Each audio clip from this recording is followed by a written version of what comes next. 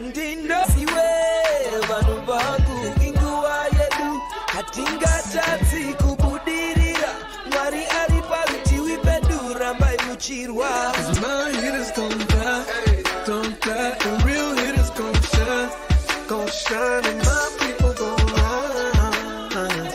'Cause we're born to win, yeah. I ain't saying this, but I'm saying loyalty's my favorite characteristic of God, but finding it in man is hard. It's like trying to find God. You're the only one in your camp with cheese. You pay for everything they eat. Man, that insecurity is deep. Now I ain't said no names. These are just theories. If you hear me, baby, it's home. You must admit it's kinda eerie, baby. Like them chemtrails in the sky.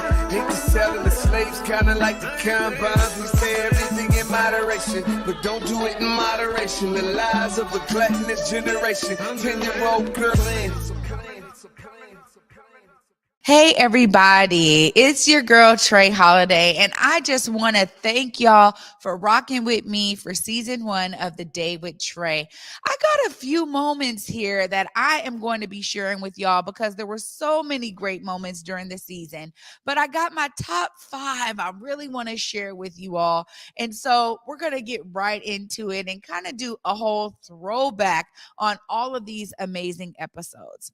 Well, my first favorite episode and first favorite clip is really the very first time I got to sit down with Heru Tchaasamen on the 9th of June. This was a great episode because it was the first time that we started to really introduce some amazing healing techniques that we could all take into our personal lives. And one of the reasons why this is one of my favorites is because these are things I use all the time. And people are always asking me, Trae, like, what do you do? What is your regimen? How do you stay centered? And these tips that he was sharing are definitely things that I've incorporated into my daily life. So I experience the positive benefits. So I want to introduce y'all to my very first favorite clip of this season right here with Heru Tchaasamen as he breaks down how we need to be breathing better to bring healing into our lives. Check it out. Up next right now, I get to talk to Heru Tchaasamen. He is doing some phenomenal things in the community regarding health and wellness, bringing back some of the ancient techniques. What's up, Heru? Peace and blessings, Trae. Hey. Wonderful to be here. Thank you for having me here. And congratulations on that Emmy. I'm proud of you. Thank you. See you out here in the streets. Thank you so much. You know, it means everything to be able to bring that back to our community and really to have a platform where folks like yourselves and others can really come and share what they're doing in community. Now, some of them may not know, but you're really out here. You're doing Qigong. You're teaching stress-free for life techniques, but really it's this basis of ancient techniques that you're bringing to the forefront. Tell us a little bit about why breathing is so important in all the work that you do. Well, breathing is the underlying and intro to stress. Once we start seeing ourselves breathing in the upper chest area, breathing through our mouth, panting and things like that, we're already exhibiting the stress response. Our body is already automatically responding to a stress situation like it's under a survival situation, like it's life or death. So the fight or flight mechanism is kicked in. Your pupils dilate, your blood pressure rises. You begin to feel the tension of stress. All the blood moves away from your internal organ system and moves into your large muscle mass. It makes you want to run or fight, right? It wants to protect yourself. One of the things about stress that is huge is to understand that if we manage our stress, if we carry our stress every day, if we try to do that, we're going to harm ourselves for sure. And we might even kill ourselves. And so we have to learn that stress is not something that we want to manage. We want to get stress-free for life. And there's a way to do that. We start with the breathing. There's a way to start with the breathing, and I teach how to start with the breathing through a method of Yang Gong and meditation practices that stem from, ancient Chinese practices, that stem from ancient Kemetic practices, which is ancient Egyptian practices around meditation, visualization, and proper breathing and stretching. I'll say that, I think this is something that's so exciting because we understand so much of this is really negative impacting the Black community negatively, right? When we talk about a lot of stress, because there's a lot of other diseases and health conditions that come from stress. I mean, talking to others, we hear the numbers all the time in data. We talk about diabetes. We talk about, having, fibroids, right? We talk about, heart related issues, blood pressure issues. All of those things are really, the outward effects of you carrying that stress. And so you're saying that there's some breathing techniques that people can literally do to work themselves through those things to eventually really eliminate the stress? Indeed, breathing is one of the basic keys to eliminating stress. If we can practice on a regular basis, breathing properly through our nose into our lower dantian or lower abdomen, we can preempt the stress response. We couple that with some visualization techniques and some chanting as well in meditations, but we want to understand that we can pre-rehearse this, right? When we're in a stress situation, we're automatically breathing through our mouth, we're automatically panting. If we can practice on a regular basis and get in the habit of breathing correctly, breathing only through our mouth, like we would talk through our nose. We don't talk through our nose, so why breathe through our mouth? It's not for that. We inhale through the nose properly into the lower diaphragm. It automatically activates the parasympathetic system, which calms the body down, which allows the blood to detox, which allows the body to relax, which actually activates the prefrontal cortex, which allows you to think, to analyze situations, and find the solution to the situation that's at hand. Most of us aren't in a life or death situation daily. So we're dealing with social situations, right? We're dealing with situations like somebody said something rude to me. I didn't get along with my spouse today, right? And we're acting and responding to those situations like they're life or death, which makes sense if they're a saber-toothed tiger trying to kill you. But most of the time, it's not a saber-toothed tiger. It's somebody you really love and you want to see them do well. So we have to work on the breath to do that. This is, I think, a lot of people may not even really know that it's breath is such a central part to how they respond properly to these kinds of situations. For folks that are out there that find themselves in, what they may consider to be a stressful situation, what is one of the things that you would tell them with regard to how they need to then change their dynamic, right? Like maybe they're in that method right there and they're breathing through their mouth and they got coming through the chest and they're panting.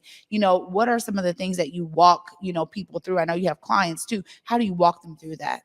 Well, I start before the stress situation. Once you're in the stress situation, you've already exhibited the response. We want to cut it off before it happens. Mindfulness, that's been taught traditionally in ancient cultures and been taught here in America, really is after the fact. The trigger's already set. We've already pulled the trigger. So we spend time in the mornings, right, breathing, visualizing situations and interactions with other people that have triggered stress in the past, and we see ourselves at peace, we see ourselves smiling, we see ourselves breathing naturally. To a person that's in the middle of the situation, I would say, if you can, close your mouth, right? It's hard to say right now to shut up, but we got to close our mouth and start breathing through the nose, right? And once we start that process, when we get used to practicing that process, we'll see a lot of things change in our lives for the better. I'm telling you, I am somebody who is practicing this, you guys. And I will say that there's a lot of different things over the last few years in my life that I've really applied in terms of what you're talking about with these teachings and visualizing myself responding peacefully to situations that I know have caused me to pant and to have more of an animalistic response. So much of this is also, when we talk about different areas of the brain, I've been able to interview several people. And even yesterday, hearing from Rokia at Tubman Center for Health and Freedom, that one of the main things that they got out of their Well Us survey was that a lot of Black families are utilizing these ancient techniques now, right? They're starting to understand the benefits of things like yoga, meditation, peacefulness in general. And so what you're describing are a lot of the actual techniques that they can apply to ensure that that is something they're cementing with their health and wellness. Definitely. And it's the basis of our ancient Kemetic practices as well. We learn that peace is our essential nature. We're created in the image of peace. And if we can respond to every situation in peace, we can actually tap into our divinity and understand how to interrelate with people. And so I'm a member of the Saraswati Society, which has been around for 50 years, teaching our people, Black and brown people, that you're a peaceful being by nature. And so this is how you're supposed to carry yourself. This is how you're supposed to breathe. This is how you're supposed to interact. Stress is something that we can get rid of. If you were to sit on a tack, you wouldn't get comfortable on a tack. You'd remove the tack, right? So why get comfortable on stress? Why identify with our lower nature? You mentioned the four brains or the brains. There's four brains that we talk about. There's a reptilian brain, there's a mammalian brain, there's a neocortex, and then the prefrontal cortex. The prefrontal cortex is designed to rule all of those lower brains. But when we are responding in stress, we're allowing the reptilian brain to control us. Who would let a snake walk them down the street, right? So why are we allowing snakes and mammals to guide us? We have to elevate and evolve as spiritual beings and as decent and moral human beings by activating the prefrontal lobe. And we do that through a lot of things. Like I said, it starts with the breath. It starts with visualization. We also have to focus on our diet. We have to focus on our supplementation. We have to make sure that we rest and recover properly, things of that nature, to make sure that we're taking care of our holistic health. Spirituality and health go hand in hand. It's a holistic method. It's not just one or the other. It's all and. Yeah. Geez. And look, I'm working on the rest and relaxation part. I got some work to do there because, as somebody who's just always going and on the go, that's something that I recognize in my own life of being like, okay, I really need, my 8 hours of sleep. I really need to be sure that I am taking time away, so sometimes it's just like, okay, literally getting away so that I can do that. And I have to find better techniques to do that while I'm here doing the work. Well, one of the things I wanted to ask you, because I think there's, a lot of people that may understand some of the techniques and they use them in military, right? When it's like, okay, you got to breathe in for 4 seconds, breathe out for 4 seconds. Is that something that you think a lot of people can kind of start to do as like an easy kind of method when, they're thinking about how to visualize, themselves peaceful, that kind of same technique that we see for a lot of our officers in the military doing something similar like that? Definitely. When we're commuting back and forth to work, when we're going on walks or breaks, when we're sitting down in front of the television, when we're at home, we can take some time to simply close our mouth, right? Breathe in deeply into the lower abdomen. The lower dantian is what we call it, in a very peaceful manner. We don't want to hear our breath, so we don't want to inhale loudly. We don't want to breathe through the nose. Breathe through the mouth. We want to breathe into our lower abdomen, hold that for a pause, for a heartbeat, and then allow that to just release and relax and breathe out through the nose as well. We can practice that for 5 minutes in chunks. We don't have to do it, for an hour a day, like some of us practicing Qigong. We do it for a longer period of time, but you're welcome to join. People are welcome to join that. But we want to make sure that throughout the day, preemptively, before and after those stressful events, that we practice breathing. So anytime you're thinking about it, anytime it comes back to mind, or anytime you notice that your mouth is open and you're breathing through your mouth, close your mouth and just breathe in deeply into the lower abdomen. This is, I'm telling you, I'm loving these kind of segments because we understand that this is a foundation for people really taking control of their health and wellness. And unfortunately, one of the things that we deal with in the Western society is, people think, oh, I need a doctor for everything, right? Like, oh, I got to go see a doctor about this, or I got to make sure I get a medical professional to tell me, what to do best. And so really elevating these techniques, and then people like yourself who are out here in community doing this work, allowing people to learn and get engaged with it is really important. What are some of the ways that people can reach out, get connected to some of the things that you're doing? I know Qigong is happening, y'all, every third Friday at the Liberty Bank building. Is open to the public, but make sure you look right there and just let people know how they can contact you, how they can get connected, because maybe there's some folks out there who really need these techniques in their lives. For sure. On my website, Heru Tchaasamen.com, you can schedule a 15-minute consultation with me, and we can talk through some of your issues, some of your concerns. We can plug you into our events. We teach Qigong 3 times a week, and that's for free. So anybody can tap into that, and I can share that link once you connect with me there. You can also connect with me on Instagram at Heru Nefer, Heru, on Instagram. You can DM me there or see the events there as well. We're all out here in the streets helping people. We're in the parks practicing Qigong, and you're welcome to join and heal yourself so you can help others. There we go. Welcome to Join and Heal Yourself. I know Salman is putting the links right there in the comments. Thank you so much, Salman. And thank you so much, Heru Tchaasamen. What a phenomenal way to introduce people to how they control what they think is stress in their lives. I just really appreciate you for bringing this practice to bear. Indeed. Thank you for having me, and thank you for repping the Heru Hills. I see you with the falcon on you. Yes. I was gonna point that out too, because make sure somebody, let's get that on the camera, because Heru Heals. You guys can make sure you guys reach out to him, find a way to get the sweatshirt. We're all gonna be healed out here in this community. Thank you so much. Thank you for having me. Have a good one. Oh my goodness, you guys! I'm telling you, and I said it yesterday when I was talking to Rokia, that for me, there's so many things that are happening in community. The Day with Trae really wants to be a conduit, so you guys all understand some of these things, but find the ways to get plugged into these efforts. Right now we're talking about how you heal yourself, how you understand what overall healing really looks like. And again, these are ancient practices that our ancestors knew so well. This is how they created the first civilizations of the world. And now all of these techniques are coming back to life. I'm so excited, but also I am a real practitioner of these things, you guys. And so it's something that I'm experiencing. And, the peace being my nature is so key to me every day. All right. Well, as we said, we're keeping this train rolling, y'all. So I get to introduce my favorite clip, number 2 from season 1 of The Day with Trae. This right here was such an amazing episode with our friends over there at Acts on Stage, Isiah Anderson, Michelle Lang-Raymond, and several of their, seasoned performers were in the building. And I promise y'all, when this episode filmed, taped, and aired and ran, it was really a reminder for me of what I want the Day with Trae to be. Let's celebrate all the great things going on in our communities. But at the end, these seasoned performers gave us a real treat. And I promise you, I was over here holding it together, trying to keep it together, because I was watching my dreams manifest right here with this episode, because it was so jam-packed with great information, but also great performance. So right here, my favorite second clip of this first season of The Day with Trae. Y'all, check this one out. I got the pleasure to introduce Isiah and Michelle. What's up, y'all? What's going on, Trae? Oh my gosh, you guys are phenomenal in everything you do. And I just thank y'all for making the time. I know it's been a busy season. Please, I'll start with you. How has it been shaping up? Because I heard on the streets, the auditions were fantastic, and it looks like it's moving in a great direction already.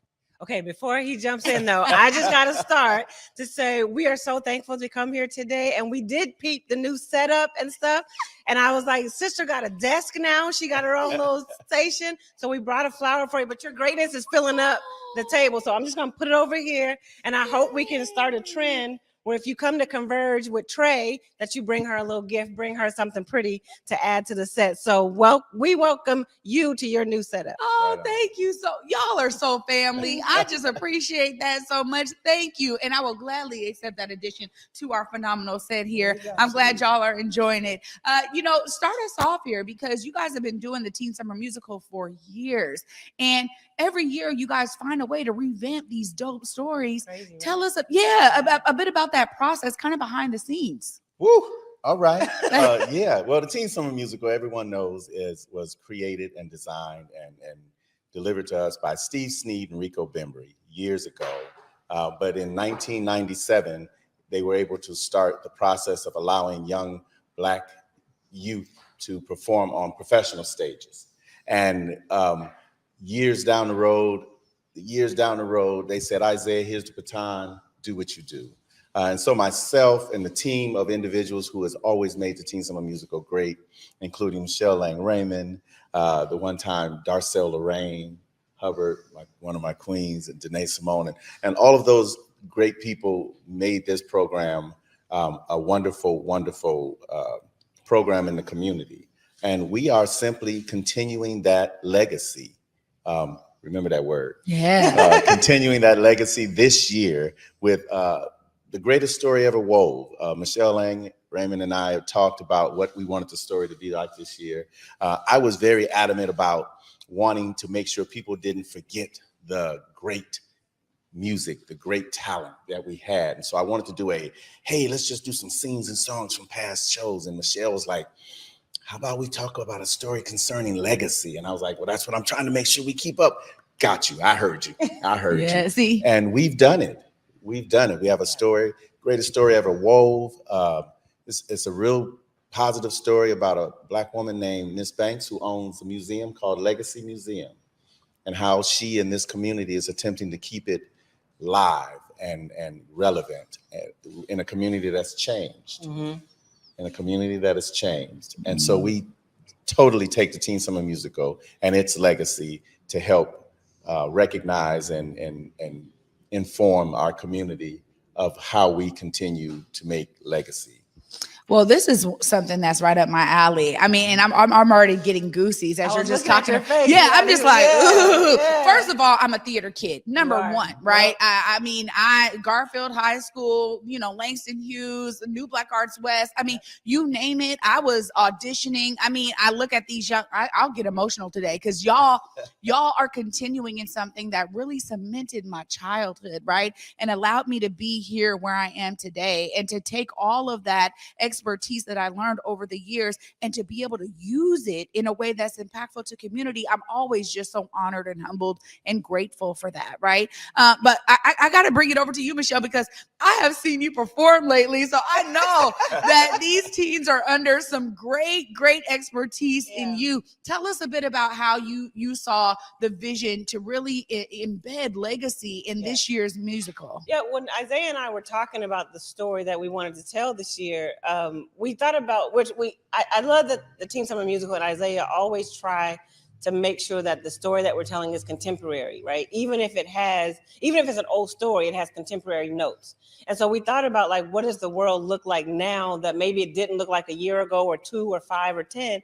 And we're like, you know, this notion of cancel culture is really high, it's really prevalent, right? And we understand that there's a need to hold people and things accountable. But we also looked at that there's just sort of this inclination to cancel things. And we were like, what happens when you cancel things is you don't get to build legacy. You don't get to grow things that are positive for the community because you just keep starting over, right? You just get rid of stuff and you start over. And so part of the reason why legacy was so important in the story that we're telling this year was because Teen Summer Musical was built on top of something before it.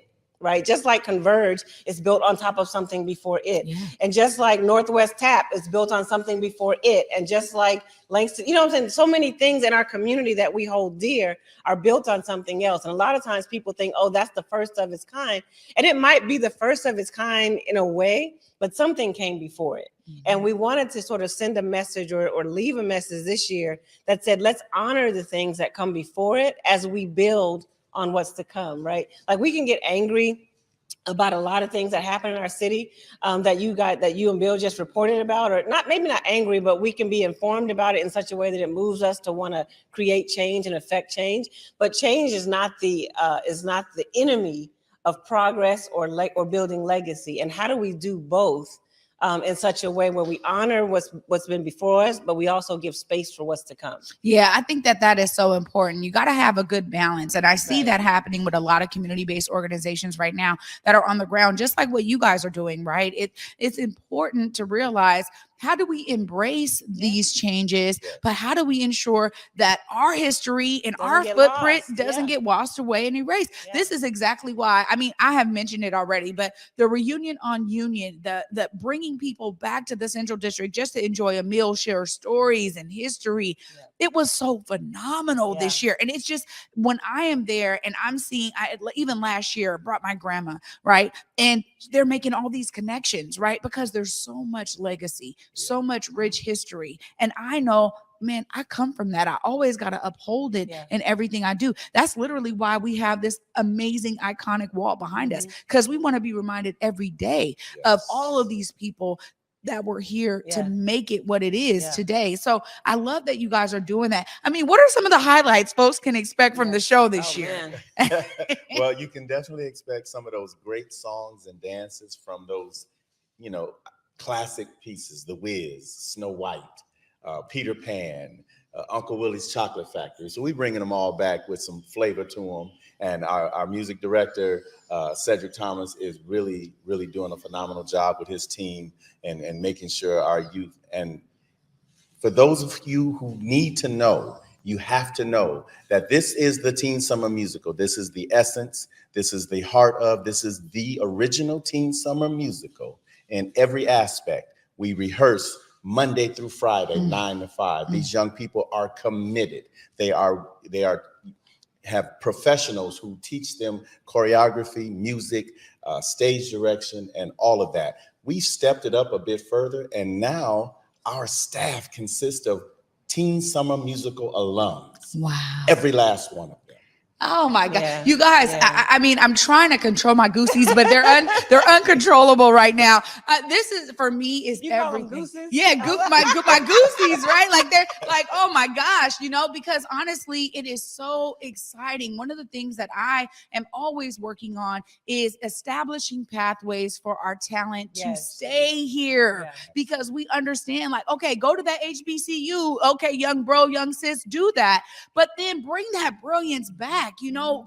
Always know that your home is here and that there's a space for your creativity to thrive here. That's something that I love. And I love that you guys are doing that and really opening the door there.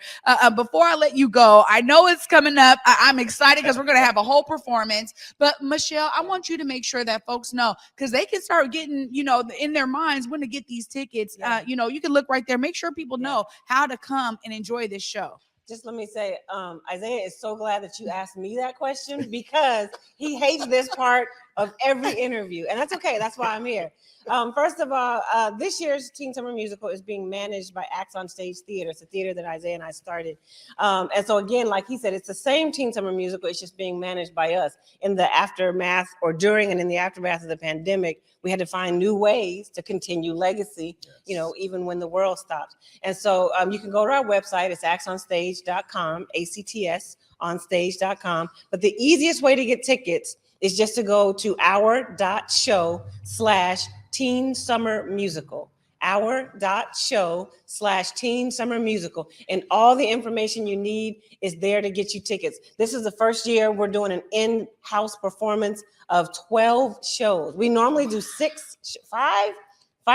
We normally do one weekend of 6 shows. Yes. This is the first time ever that Teen Summer Musical is doing 2 weekends for a total of 12 shows. And so there's even one show that's a matinee show for community centers, a Friday show at 12 o'clock, because we want the kids who are finally back at their daycares, at their community centers, we want those kids to return and come see the show that they've become accustomed to seeing for 25 years. Wow. So again, you can just go to our.show/Teen Summer Musical, and the tickets are there, and we're ready to serve you. And we're back at the legendary historic Langston Hughes Performing Arts Institute. We are back. Right. Yes. And this is the 100th year. We're selling the 50th. Oh, this is the 50th year of Langston Hughes. And so we're back. We're back at a high time for them too. We're back at a legiondary legacy moment for them as well.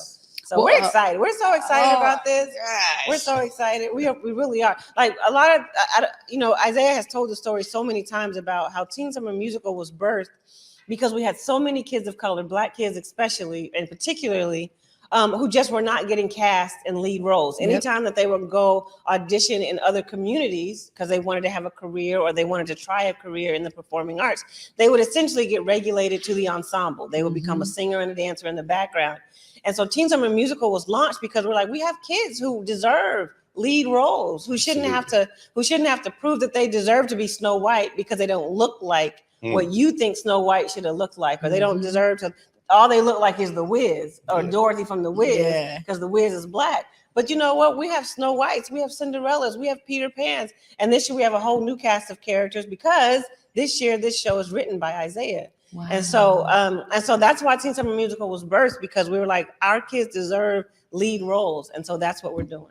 Oh my gosh, you guys. Well, okay, we're gonna see your goosey. No, because I'm like, we're gonna get a real treat after this. I want y'all to be able to introduce who we're gonna be seeing, because it's coming on right after the break. We're going right to them. Who is here to perform for us today? You. We have again they're Teen Summer Musical alums, but they're also Teen Summer Musical staff at this point who are college bound, military bound, but they're gifted. And so we're going to have Trenton Walker. We're going to have Sydney Cole. And we're going to have Vashti. Lord, I always forget Vashti. But when you hear her sing, you ain't going to care that she got a last name. You hear me? Like, you are not going to care. I promise you. Randolph. Vashti Randolph. Her parents care. There it is. All right, y'all. As promised, I want them to take it away. Listen to these amazing folks from the greatest story ever. Whoa! You can't win by losing who you are. Don't let nothing take your soul. I make this guarantee that nothing you see is worth lying for and cheating for. I'm telling you what I know. You can't win by losing your soul. I know we don't have much, and sometimes I wish that we did just a little more to take away the less. I'd like to see you being a kid. I just wish that we could have fancy clothes. I wish that we could have a shiny car. Yeah, but that would mean less to me than the goodness of your heart. You can win by losing who you are. Don't let nothing take your soul. I make this guarantee that nothing you see is worth lying for and cheating for. I'm telling you what I know. You can't win by losing your soul. You can't win by losing your soul. Is it wrong that I want nice things? Can I long for something that's made special for me? I'm looking at a whole wide world with so much possibilities. I want a little bit, just a little bit for me.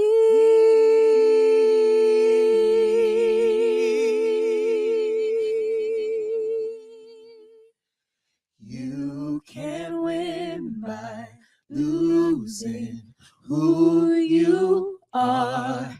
Don't let nothing take your soul. Nothing take my soul. I guarantee that nothing you see is worth lying for and cheating for. I'm telling you what I know. You can win by losing your soul.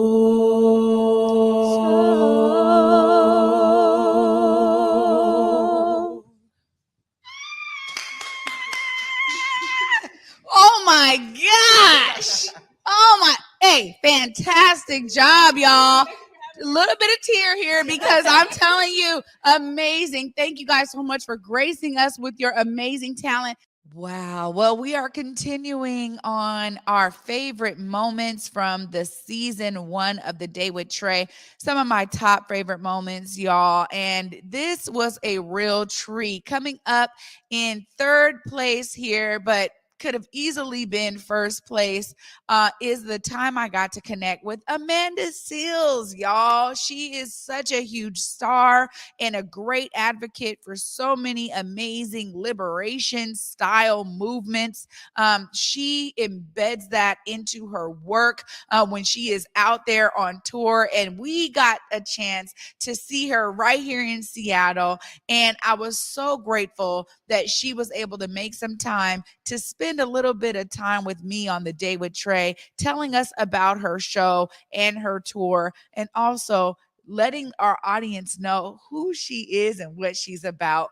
Oh, I was so grateful for this moment right here, y'all. Check it out.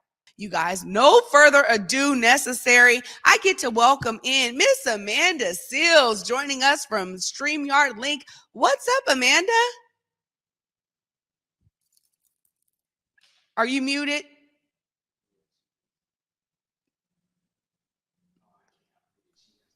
I I There am we no go. longer muted. Yes, I am joining you from StreamYard link.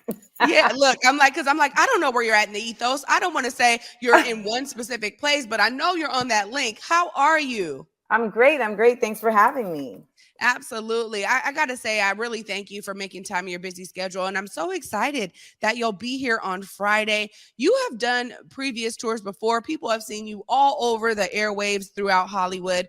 Tell us a bit about your start, because I think, oftentimes people assume certain things, but you've been doing stuff for a very long time. And I actually got to see one of your clips where you were talking about Seattle, about the Northwest African American Museum. You've done a lot of work before people even saw you on big screens. Tell us about your start. I started when I was 8. I've been in the Screen Actors Guild since 1994. And I was doing commercials, and I was in the movie Cop and a Half, and on Nickelodeon on My Brother and Me. And so I was doing that kind of work as a child actor. And then when I got to college, I found my way to spoken word, and just really honestly got my invitation into being just an independent artist and really supporting myself through my visual art and my lyrical art and doing music, etc. And that was really what I was doing for quite some time, and found my way to Seattle doing spoken word, and found my way back to Seattle doing visual painting and visual art. Shout to White King Allah, who basically brought me out of Seattle several times to do different types of work, whether it was lecturing or speaking to kids or speaking to older folks at libraries. I had a poetry book. It was definitely a time, and I really appreciate anybody who supports independent artists, because I think that there's such an expectation that if people aren't like co-signed by these major networks, et cetera, that they're not really important yet. So I wasn't really being co-signed by major networks until I was on Insecure. Otherwise, I was doing like stuff on VH1, and I was really just supporting myself through the work that I was doing just freelance wise. And so shout out to all the artists out there that are making a way with their career and their creativity in this weird capitalist place that we're in. Absolutely. Well, the thing that I really appreciate about you is, I think a lot of people sometimes when you get to a certain place, we talk about it in community all the time, but you really have stayed true to your ideals, and that really carries you forward. I think when you are, on your social media and you're calling out certain things, you're really putting things to light. And it sounds like you're going to be infusing some of that in your show. Tell us about how you curated this specific show to now tour it, so people can kind of get a huge glimpse of all the things that you really showcase and represent. Well, this is stand-up. This is stand-up comedy. You can check out my stand-up on HBO. My right there, that poster is my special, I Be Knowing. I know that people put me as an actress because I'm able to act, but at this point, I'm so more interested in using my voice to speak about things in a very direct way, not through a character, but just through my experiences. And my stand-up is the most potent and the most real version of that. And I'm on tour putting together my next special, and I've been in Raleigh, North Carolina. We've been in the Kennedy Center in DC. And with each show, I'm really making it my business to use my platform to try to be expansive in bringing community together. So instead of having an opener on majority of these shows, we'll have a closer, and the closer will be an activist or organizer in that area who is doing work on the ground. And really trying to, let people know that the work has continued to be done, even if you weren't a part of it. And so a lot of my audience want to help. They want to be action-based. They know that there needs to be a fight, an ardent, earnest fight against what's going on in this country, but they don't know where to start. Well, there's people who've been on it, who've been focused. And so we're connecting with those people in these cities and throwing them up after I throw these jokes down. Oh my goodness. That's what I'm talking about. See, that right there is what I'm always sharing with folks, how you can utilize your platform to really spread the work that's happening on the ground. Amanda, man, hats off to you for understanding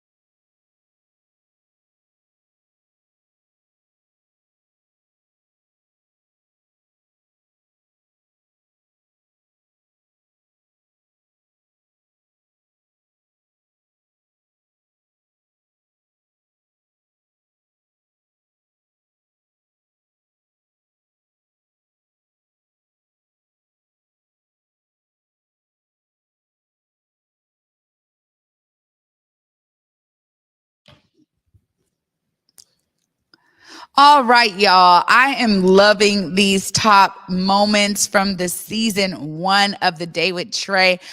This right here, I cannot let one of my top moments go by without paying homage to our resident life coach, Curtiss Calhoun. This right here was a time where I got to do a deep dive with our life coach on some of the real lifer tips that he has been sharing with us. And I guarantee you, if any of y'all out there have utilized these tips in your daily lives, if you've connected with Curtiss to figure out how to do a deeper dive on these tips personally, you have been able to reap the benefits of these amazing tips. So I got to dive in deeper with Curtiss on this episode right here as he shares with us another real lifer tip, but he and I also get to share a lot in terms of how these tips have been beneficial to me and how grateful I am that he's been right here on The Day with Trae sharing these amazing tips. Of course, y'all got to check this one out. What's up, Curtiss? How are you? Peace, Trae. It's good to be back in the Black Media Matters studios. Yeah, you know what? It's always great to have you. And you've been taking us through some amazing tips that we can all really use in our lives. And we're at the halfway point, right, Curtiss? Halfway there. Out of 12 tips, we're at tip number 6. I'm going to throw it over to you so we can really discuss these tips in depth today. Okay. So let's go back to a quick recap, right? So first one is a real lifer always gives 110%. The second one is a real lifer is 110% responsible for everything they think, feel, say, and do in regards to their life. Number 3 is a real lifer makes their word bond and keep it impeccable. Number 4 is a real lifer is pursues personal growth and development daily. And then a real lifer, number 5, a real lifer sets an intention for the day every day. So those are the first 5 that we've covered so far. Yeah. You know, and before we get into number 6, I got to say, they all have such a special, unique characteristic about them, right? Every tip that we've gone over thus far really is showcasing a specific element that we get to apply to our lives. But so much of it is about us being accountable to ourselves when we say we're going to do something. And I see that there's a real thorough line here throughout all the tips of accountability, right? Yes. And that was intentional because the whole goal, there's always has to be something that's a North Star, something we're reaching for. So the goal in the real lifer was to always be your best self, you know, and the thing you want to be best at is getting better, right? So we always want to be working towards, striving towards, progressing towards being the best person that we can be. And all of these have that in common and they build off of one another. That's exactly right. And, you know, with each one having its own kind of nuance, it gives us something else to kind of set a foundation for ourselves. So it leads right up here to number 6. What's up with real lifer tip number 6? Number 6, real lifer tip number 6 is a real lifer is growth mindset oriented. So what that is, it comes from a book called Mindset. It's written by a Stanford professor by the name of Carol Dweck. And in a nutshell, basically what it is you have growth mindset versus a fixed mindset. A fixed mindset is kind of static. So people that believe that, you know, what I am is what I am. I can't really improve. Whatever tools I've been given at birth is what I got. And that's what I'm working with through life. Where the growth mindset is optimistic. It's always growing. It's kind of what we just talked about, knowing that I can be my better self, working towards that and always having that as a mindset. You know, I mean, I'll be honest, like, I feel like I didn't know there was another way because ultimately we are here to grow, right? But I do know people, and I've worked with some of these folks, right? That are like, you know, I always tell my son, my 16-year-old, I'm like, look, you entered the workforce, but trust me, the same characteristics you're seeing right now at 16, you're going to see when you're 33. Exactly. You're going to see when you're 50. Exactly. It's like there's certain people that are just, that's what they you know, have in their minds, and unfortunately it really is leads to stagnation, like you said. But it's all about the outlook, and which can be changed. That's the thing, is that our outlook can change. But I really appreciate this tip right here, because so much of this is about how you see yourself once again. Well, it's always about that, because we're our own worst critic, right? So that kind of with the 6 areas of success is self-doubt, negative thoughts, limiting beliefs, hindering areas, and actually those are the 6 culprits of accomplishment. So we're always negative on ourselves, you know, always kind of beating ourselves up in our own worst critic, but we have to give ourselves some grace. We have to understand that where we are today is not where we have to be tomorrow. And like we're talking about today, growth mindset, optimistic, looking towards the future, knowing that we can be better if we're willing to do the work. Yeah, this also, I think, has something to say about how you apply it in different facets of your life, whether it's on the job, in your family, you know, how your children get to perceive you. So much of this permeates all of the areas of our life. So I love this already. Okay, I'm going to identify myself as a growth mindset person. There you go. And so when we dive deeper into this, I know we got a few points here. What is 6.1? 6.1 is always be open to new information. Sometimes we get stuck, right? And we get rigid in our way of thinking. And all of these today, all 3 points really have this as the foundation, is being rigid and stuck, and not to do that because it doesn't benefit us. So we always want to be open to new information. You talked about, like, you know, being in the workforce, or, you know, we are in a lot of meetings. So have you ever been in a meeting where somebody's just unwilling to see another person's point of view, or unwilling to see it from another angle? They just stay stuck in theirs, and they just dig in and trench themselves. Absolutely, I have. I think this is really the catalyst to a lot of things that end up failing, unfortunately, because when you're talking about, you know, being open to new information, that means you have to be ready for collaboration. And one of the things that I think that is the kind of antithesis to this is competition. See, right? It's like, if I'm trying to make my point clear, and I want to make sure everybody follows my thought, my train of thought, then I can't be open to what you're saying, because I got to dig deeper into what I'm saying so that everybody in this space can understand where I'm coming from, versus being like, it's okay that you don't understand where I'm coming from. Let's find ways to merge in the middle. Let me be open to what you're sharing so that maybe I can learn something new. I see this happen plenty of times. Yeah. Well, what you just said is the model for disaster, right? When we dig in and entrench ourselves and we try to force our ideas on other people, they start to become closed off. But it's surprising that if we open up to what they have to say, then they'll open up to what we have to say and receive it better. Yeah, this is, again, I think about family. Okay, it applies everywhere. You know, right? Like, you're at the dinner table, and it's like, okay, you know, everybody brings their own set of opinions, and it doesn't matter if you are raised in the same household, same mother and father. You know, I deal with this with siblings all the time. It's like, okay, I see it differently. And even when, what I love about my relationship with my siblings is we may be really who we are, whatever, we understand certain things, but we're not going to sit there and like make it seem as though where you're coming from is less than because it's different than where I'm coming from. And so even though we've done that, right? Whereas we've been at the table like, man, no, wait a minute, but let me tell you, don't bring up sports, see, because then it's a whole thing. You know what I mean? You're talking about who's the greatest. And who's then the greatest basketball player? Then you start bringing in statistics. It becomes a real debate. But I think that, you know, being open to what somebody else is sharing also allows you to learn, which is, again, goes back to that growth mindset piece. Exactly. This is awesome. What's up with 6.2? So 6.2 is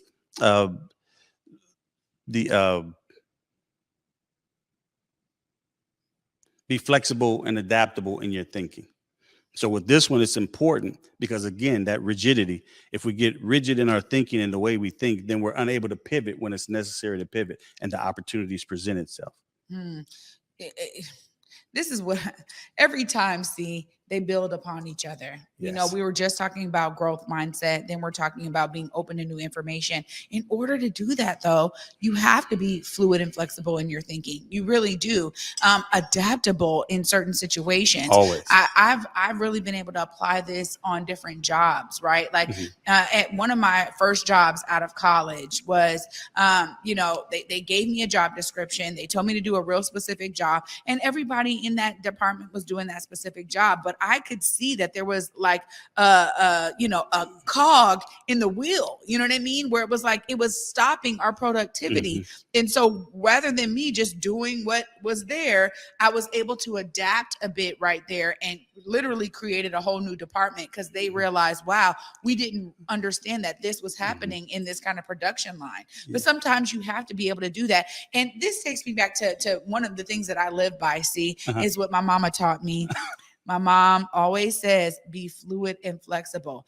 And she says that, and it doesn't matter how I get to apply it. A lot of times it's within myself, Yes. and I get to share that with my children and with other people around me. I'm like, hey, when I hear them it's almost being in that rigid space, I'm like, man, just be fluid and flexible, which really, lends itself to adaptability.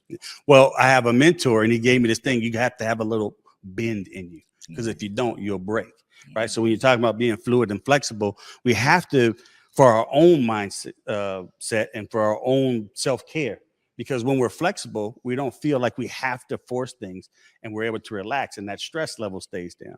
But when we start forcing things and trying to make things happen too hard, especially when the opening is not there, then we start to get stress, anxiety, become overwhelmed, and it starts to affect our health, our moods, our attitudes, things like that.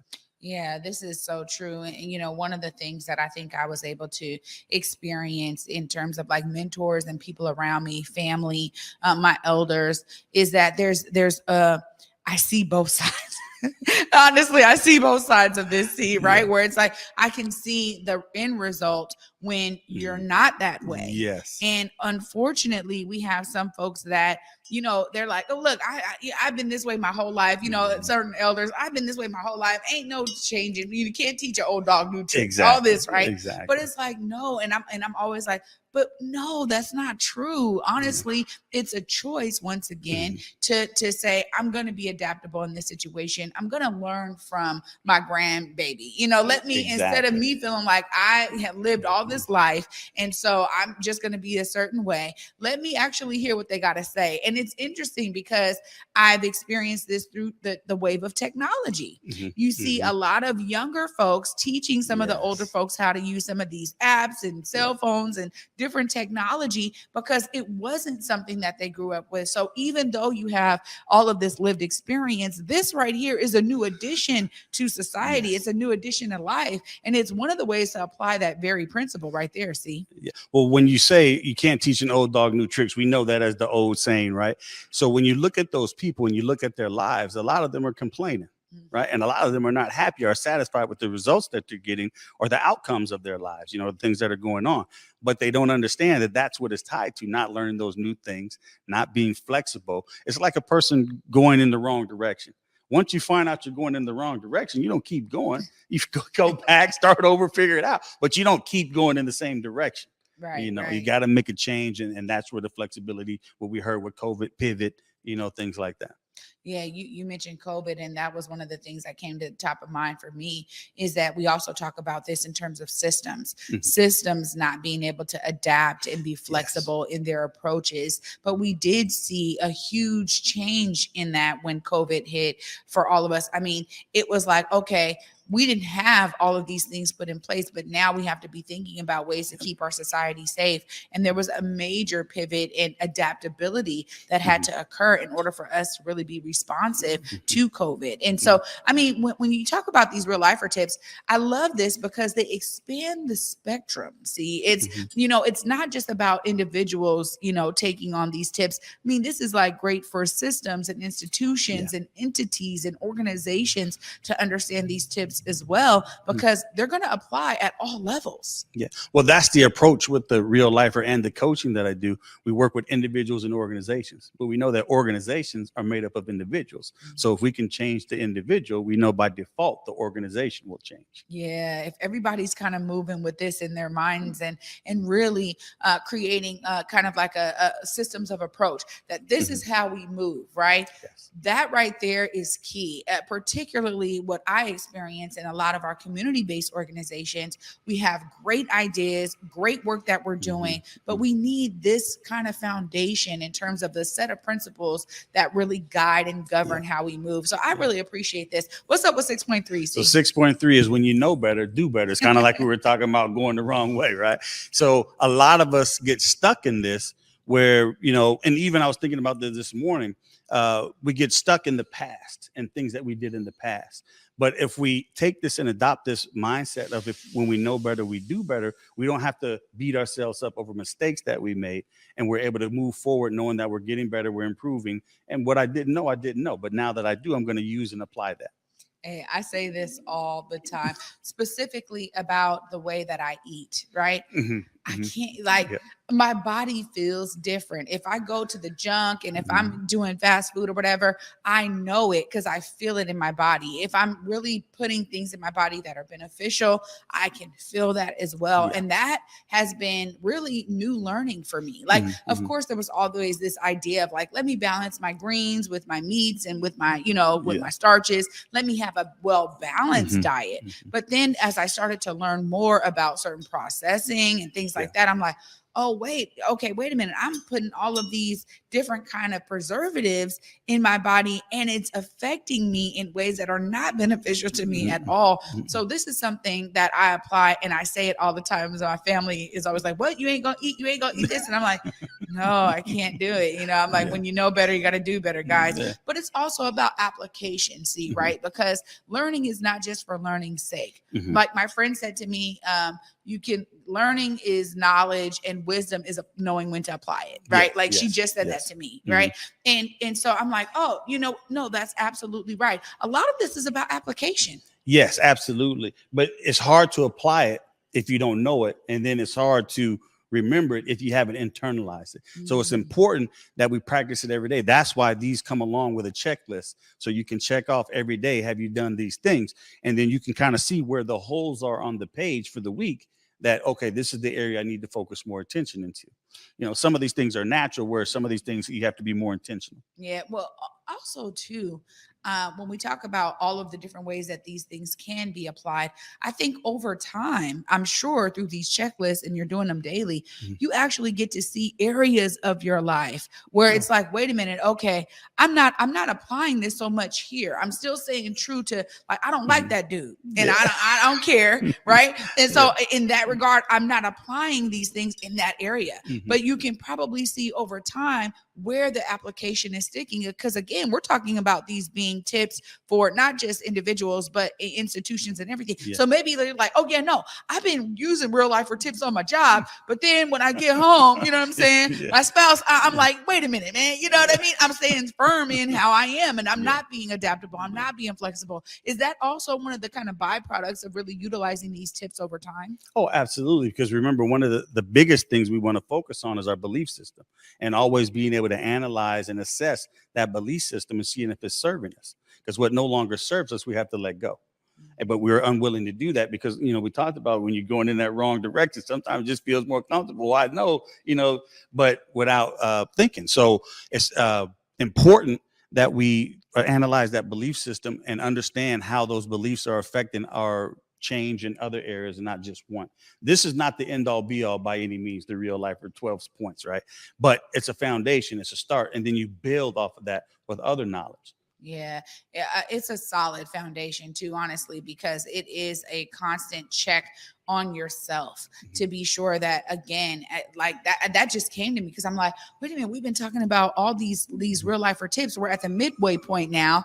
But honestly, if I'm only taking this in and saying, well, this is beneficial for me on my job, but you know, how I deal with my family is just how I deal with my family. You know what I mean? You're also not giving yourself the full opportunity to apply all of this and really change all of the areas of your life, because they do apply in that regard. I mean, man, see, once again, dropping the knowledge right here. We appreciate you so much. Look right there. Make sure folks know how to find you if they need these checklists in their life. I'm gonna tell you, we all do. Make sure they know how to get with you. Agree. So if you want access to the checklist, you can reach out to me at curtisscalhoun.com or Curtiss R. Calhoun on Facebook, Twitter, LinkedIn, Instagram. I got me a TikTok now too. There it is.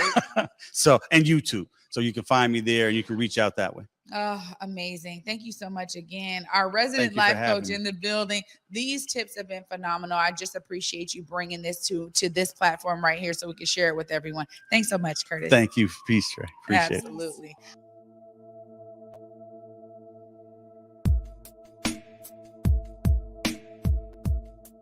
Converge Media produces culturally relevant content for Black and urban audiences. Our coverage is raw, transparent, and objective, praised by community leaders, government officials, and residents. Support Converge Media today via Venmo, Cash App, or PayPal at Converge Media.